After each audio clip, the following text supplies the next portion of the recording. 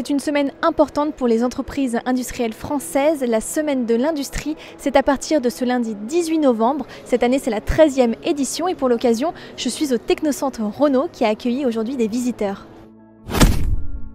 Il s'agissait de 40 étudiants en classe préparatoire du lycée Sainte-Geneviève à Versailles.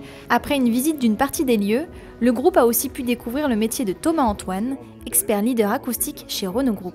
C'est vrai que l'ingénieur, il était très spécialisé en acoustique et j'avais jamais pensé à ce domaine en particulier.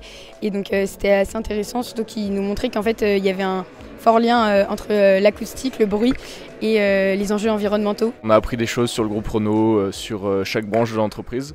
Et sur un domaine, l'acoustique, que je connaissais pas du tout. Le travail de bureau comme ça, j'en avais une assez mauvaise image avant et je me rends compte que c'est peut-être un domaine possible où je pourrais travailler. L'objectif, c'était de leur montrer une première approche de leur métier, de leur futur métier d'ingénieur. Ils se destinent tous à ces études-là. Pour les entreprises, cette semaine, elle leur permet notamment de rencontrer de potentiels futurs collaborateurs, mais aussi, c'est d'ailleurs l'un des enjeux de cette année, de susciter des vocations, notamment chez les jeunes filles. Selon l'INSEE, en 2022, les femmes représentaient 28,5% des effectifs dans l'industrie en France, un chiffre qui stagne depuis 10 ans. Autre fait marquant, les femmes occupent souvent des fonctions de support dans l'industrie et ne sont que 10 à 15% dans les métiers de la conception et de la production.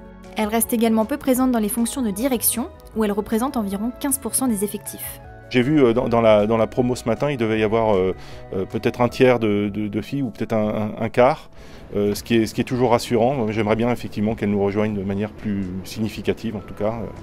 Je peux parler pour mon réseau d'expertise, je n'ai que des hommes autour de moi, donc il faudrait que ça évolue. Dans les Yvelines, il n'y a pas que le Technocentre Renault qui ouvrait ses portes cette semaine, il y a d'autres événements qui sont prévus. Si vous voulez les consulter et y participer, rendez-vous sur le site de la Semaine de l'Industrie.